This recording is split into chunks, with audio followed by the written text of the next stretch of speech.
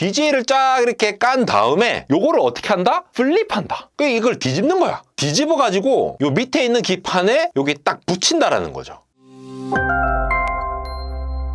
네, 여러분 반갑습니다. 한달공학 에러입니다. 지난 시간에 엔비디아의 GPU가 생산이 빠르게 되지 못하는 이유를 설명드리면서 레티클 사이즈의 리밋된 칩 다이 사이즈의 한계, 그리고 그것 때문에 이 여러 가지 칩을 연계를 해서 만드는 엔비디아의 GPU가 TSMC의 인터포저라고 하는 이 칩끼리 연결을 하는 그러한 전공정 기반의 어떠한 서브스트레이트 기판을 사용한다라고 말씀을 드렸는데요. 그리고 거기에 이어서 이러한 인터포저가 웨이퍼당 엄청나게 큰 너비를 가지고 있기 때문에 생산 캐파가 굉장히 한정적이다. 그래서 병목이 될 수밖에 없다. 그래서 유리기판이라는 게 조금 주목을 받고 있다라고 해서 끝맺음을 했습니다. 그런데 이렇게만 말씀드리면 사실 유리기판에 대한 현재 주목받고 있는 기술에 대해서는 조금 더 설명이 부족하거든요. 그래서 지금 유리기판이라고 하는 것이 대체 어떤 거를 대체를 하려고 하느냐라는 거를 좀 살펴봐야 할 텐데요. 그래서 오늘은 이 유리기판이라고 하는 것이 무엇을 대체를 하기 위한 것이냐를 조금 더 자세히 살펴보기 위한 전 과정으로서 그 기존에 그게 뭐가 문제가 되길래 진짜로 유리기판이 필요한 거냐라는 거에 대해서 좀 생각을 해보면은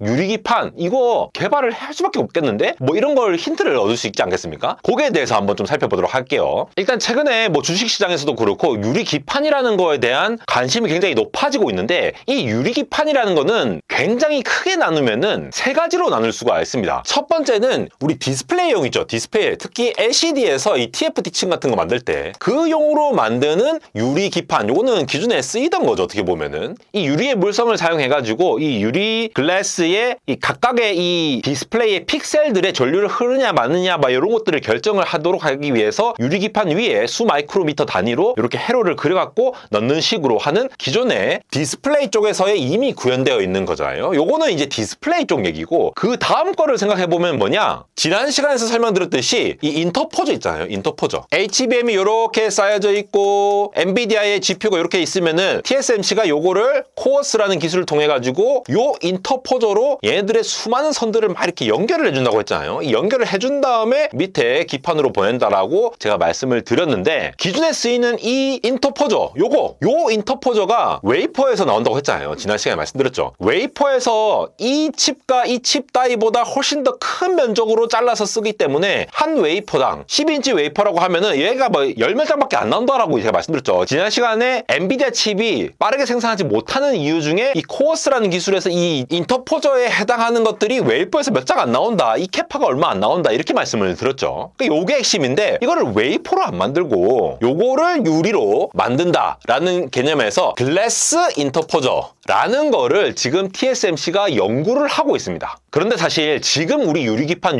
얘기하고 있는 것 중에 가장 주목을 받고 있는 거, 예를 들어 SK 앱솔릭스라든가 아니면 인텔에서 뭘 하겠다 이런 얘기들이 계속 나오잖아요. 그런 얘기들 나오는 거는 사실 요 1번, 2번에 해당하는 것이 아니라 요 3번 글래스 코어 기판입니다. 코어라는 게 어디에 코어를 얘기하는 거지? 라는 거를 이해를 해야 되는데, 그걸 이해하기 위해서는 지금 잘 나가고 있는, 지금 굉장히 많은 곳에서 기판으로 쓰이고 있는 그 기판이 뭔지를 이해하고 그 기판의 한계가 뭔지를 이해를 하면은 우리가 이 글래스 코어 기판이라는 게 왜 필요한가 라는 거를 이해를 할 수가 있다는 거죠. 그래서 여기서 여러분들이 이해를 하셔야 될 게 바로 플립칩 BGA, 바로 FCBGA라고 하는 현재 굉장히 많이 쓰이고 있는 방식입니다. 뭔가 복잡하잖아요. 플립칩 BGA, FCBGA라고 부르는데, 자, 요거는 플립칩, 칩을 뒤집는다. 플립, 이 뒤집는다라는 얘기죠. 우리 대댄지 있잖아요. 대댄지. 댄디, 뭐 부산에서는 댄디 이래 쓰는데, 그것처럼 플립을 한다라는 개념이 있는데, 요거 일단 생각하면 복잡하니까 먼저 BGA라는 걸 뭔지 알아보죠. BGA, 요겁니다. 볼 그리드 어레이라고 하는 건데, 볼 그리드 어레이. 말 그대로 하면은 이 볼들 있죠. 지금 볼, 동글동글한 거, 요거 납땜한 것들, 동글동글한 이 볼들이 그리드, 격자를 이뤄가지고 어레이를 배열을 하고 있다라고 얘기를 하는 것이 되겠죠. 요즘에 어떤 칩을 제조를 하면은 이 칩에서 막 계산해가지고 나오는 신호들이 이렇게 볼 그리드 어레이 형식으로 볼로 이렇게 나오거든요. 이 방식이 왜 나왔는지부터 시작하면 좋을 것 같아요. 왜냐하면은 이게 다 글래스 코어 기판으로 이어지는 그 근본적인 원인, 반도체의 미세 공정화와 굉장히 컴퓨팅이 많아지고 트랜지스터가 복잡하게 때려 박혀지면서 생기는 문제에서 시작하는 거거든요. 있거든요. 그래서 살펴보시면은 먼저 우리가 이 반도체 칩을 만든다라는 거. 반도체 칩이라는 게 얘가 무슨 칩인지 모르겠는데 예를 들어 퀄컴의 스냅드래곤 X 엘리트라는 칩, 이런 칩이 있다 칩시다. 그럼 이런 칩이 있으면은 하나만 있으면은 동작하지 않죠. 스마트폰이 이렇게 크게 있는데 이 칩이 이렇게 있다라고 하면은 이 칩이랑 뭔가 이 다른 칩들 간의 상호작용들이 막 있을 거 아니에요. 얘네들 신호가 왔다 갔다 하고 어디 뭐 SSD 같은 데 들어가가지고 내 셀카도 저장을 해야 되고 비디오도 저장해야 되고 다시 읽어와야 되고 이 왔다 갔다 하는 것들이 통로가 굉장히 많을 거지 않습니까? 지금은 이게 이 통로 자체가 굉장히 많은 시대예요. 근데 이걸 복잡한 예로 들었는데 옛날에는 이게 몇 개 안 됐겠죠. 몇 개 안 돼도 데이터가 충분히 커버가 되는구나 라는 시절이 있었어요. 그 시절로 다시 다 가보시면은 지금 보시다시피 이 와이어 본딩이라고 하는 걸 거치는 때가 있었어요. 지금도 쓰입니다. 지금도 써요. 반도체 칩 안에서는 요 안에서 뭔가 막 계산이 되겠죠. 이게 지금 칩이거든요. 웨이퍼에서 나온 칩이고 이 웨이퍼 나온 칩을 이 까맣게 이렇게 싼 겁니다. 이게 몰드 컴파운드라고. 근데 얘네들이 칩이 이렇게 해서 우리가 바깥에서 보면은 이렇게 생겼네 라고 보이겠지만도 이 기판이랑 붙는 부분이 이렇게 솔더 볼로 이렇게 돼 있단 말이죠. 그러면은 이 칩과 이 볼을 연결을 해야 되는데 예전에는 말 그대로 와이어, 전선을 이렇게 연결했다는 거예요. 전선을 옆으로 이렇게 연결을 한 거야. 그래서 굉장히 미세하게도 이 전선 기술, 전선 와이어 본딩 기술도 굉장히 미세하게 발전이 되어 왔어요. 근데 이 옆으로 이렇게 하려고 하다 보니까 이 연결할 게 앞으로 계속 많아지는 거예요. 이 밖으로 내보낼 게 많은데 계속 옆으로 이렇게 하려니까 너무 빡센 거야. 너무 빡세니까 이 칩 자체의 이 밑에 있는 부분, 이 밑에 이렇게 볼 그리드 어레이 형식으로 이해가십니까? 볼 그리드 어레이로 원래는 옆으로서 이제 1차원적으로 짝짝짝짝 연결했어야 되는데 이제는 이 칩 다이가 있으면은 칩 다이의 이 면적 자체에다가 밑에 뽕뽕뽕뽕뽕뽕 뚫어가지고 볼을 해가지고 여기에 신호를 한 방에 쫙쫙쫙 보낼 수 있도록 이렇게 형성을 했다라는 게 이제 BGA 형식이죠. 그러면은 이 신호가 많이 빼는 것도 중요한데 이 신호가 많으면은 아무래도 트랜지스터가 많이 작아지면 작아질수록 전력이 더 이제 적게 든다라고 하지만 그만큼 미세한 전류도 계속 쓰다 보면은 전체적으로 보면은 전력 소모도 엄청나게 되기 때문에 열도 많이 발생하거든요. 그러한 상태에서 기존의 와이어 본딩에 한계가 있었던 거죠. 일단 보세요. 이 칩이 이렇게 있는데 와이어를 옆으로 이렇게 연결했다. 옆으로 이렇게 연결을 하는 거예요. 이렇게 여기 트랜지스터들이 막 박혀 있는데 여기 뚜둑뚜둑 와이어를 옆으로 이렇게 해주는 거잖아요. 이렇게 하면은 기본적으로 전자가 이동하는데 시간이 걸리잖아요. 와이어가 이동하는데 시간이 걸린다는 말이에요. 그러니까 딜레이가 발생을 하기 때문에 그만큼 신호가 여기에 있던 게 저까지 가는데 전달되는데 신호 손실이 생길 수밖에 없겠죠. 그래서 와이어보다는 이 BGA 방식으로 이렇게 하면은 이 2차원 면적 단위로 뽕뽕뽕뽕뽕 바로 쏘아주니까 이 로직 각각에 있는 것들을 이제 좀 가까이 배치를 해가지고 레이아웃을 해놓으면은 바로바로 쏘아줄 수가 있으니까 그런 장점이 있겠죠. 애초에 신호가 전달될 때의 거리 자체가 와이어 본딩하는 것보다는 BGA가 짧아진다라고 이해를 하시면 되겠습니다. 그리고 와이어 본딩 하면은 여기 이제 붕붕붕 뜰 수밖에 없잖아요. 이게 옆으로. 이 공간 어떡할 거야? 이렇게 하는 것보다 여기 딱 갖다 붙잡고 하는 게 훨씬 더 좋다라는 거죠. 그러한 강점이 있는데 여기서 이 아래에 있는 플립칩에 대해서 살펴보면은 BGA는 BGA인데 플립을 한다라는 개념이 나오거든요. 대체 뭘 플립을 하는 거냐? 위에는 없는 게 보이십니까? 요 밑에 얘가 지금 이게 BGA거든요. BGA로 동글동글한 애들이 쫙쫙쫙쫙 들어가 있는 거고 얘를 이 밑에 기판에 딱 붙인 거예요. 그런데 왜 플립이라고 하느냐를 좀 살펴보면요. 그래서 와이어로 이렇게 처음에는 연결을 해줘야 되죠. 이 다이에다가 연결을 해줘야 되는데 왜 플립이라고 얘기를 하냐면은 자 얘들이 BGA로 연결을 할 건데 얘가 처음에는 이런 모양이 아니었던 거예요. 플립을 해서 한다라는 개념인데 뭐냐면은 처음에 반도체 칩이 이렇게 있으면은 요 칩에다가 여기 이제 금속 부분 이제 신호를 전달하는 부분 요 부분에 BGA를 쫙 까는 거예요. 이렇게 BGA를 쫙 이렇게 깐 다음에 요거를 어떻게 한다? 플립한다. 그러니까 이걸 뒤집는 거야. 뒤집어가지고 요 밑에 있는 기판에 여기 딱 붙인다라는 거죠. 그러면서 이 사이를 채우고 해가지고 이렇게 단단하게 만들어주는데 이렇게 단단하게 만들어진 상태가 지금 요 상태가 되는 겁니다. 원래는 요 부분 있잖아요. 요 부분이 원래는 뒤집어져 있었어. 뒤집어져 있었고 여기 이제 신호 전달하는 부분에 BGA를 똥똥똥똥똥똥 해가지고 플립해가지고 여기 딱 붙인다. 그러면은 와이어가 필요 없잖아요. 그러면서 IO 수를 증가시켜갖고 많은 신호를 보낼 수도 있고 그리고 쓸데없이 전선을 길게 할 필요 없으니까 열도 덜 발생하고 전력 손실도 덜 들고 붕붕붕 떠 있으니까 패키지가 클 필요도 없고 여러 가지 장점이 있다라는 거죠. 국내에서도 굉장히 잘하는 기업들이 많죠. 근데 유리기판 얘기 나오다가 이 얘기까지 나오는데 플립칩 BGA를 굉장히 오래 설명드렸는데 오늘 주목적인 플립칩 BGA를 설명하는 거니까 이것도 지금 굉장히 많이 쓰이고 있는 거거든요. 이 플립칩 BGA 지금 보시다시피 칩이 이렇게 있고 플립돼가지고 플립칩 BGA 하는 이 서브스트레이트가 돼 있잖아요. 그러니까 BGA 패키지가 있는데 메인보드 아래쪽 말고 이 위쪽 보십시다. 이 칩에다가 플립칩 BGA의 서브스트레이트라고 되어 있는 부분 보이십니까? 얘네들은 결국 이 칩과 이 메인보드 기판을 연결하는 이 중간자 역할을 하는데 얘네를 좀 더 자세히 보면은 이런 형식이거든요. 요게 지금 이제 솔더볼이죠. 볼이 이렇게 박혀 있고, 그러니까 이거랑 솔더볼을 통해서 이 메인보드가 이렇게 연결되는 거야. 커다란 이제 그 PCB 보드라든가 이런 것들이 연결된다라고 보시면 되고 1번을 통해서. 그다음에 여기에 실제로 칩 다이에 해당하는 이 2번, 여기에 대해서는 이제 솔더 범프라고 부르죠. 실제 이 칩과 플립칩 BGA의 서브스트레이트랑 연결이 되는 부분. 그러니까 이 와이어를 이렇게 연결해야 되는 부분들이 지금 이렇게 범프로 지금 이렇게 되어 있는 거죠. 그래갖고 이 밑으로 신호를 보내는 게 목적이에요. 근데 지금 이 수가 굉장히 많아지잖아요. 그러면은 서브스트레이트라고 하는 이 플립칩 BGA 기판, 요 기판 부분이 굉장히 정교하게 복잡하게 되어 있습니다. 그냥 판때기가 아니에요. 여러 가지 전기 신호를 보내기 위해서 우리의 이 칩을 돌리려면은 기본적으로 뭐 우리 VCC랑 그라운드 층 뭐 레이어별로 딱딱딱 이게 다 층별로 돼 있는데 여기에 돼 있는 이 레이어들이 엄청나게 많이 있습니다. 그래서 여기도 잠깐 보이지만 여기 있는 범프가 이렇게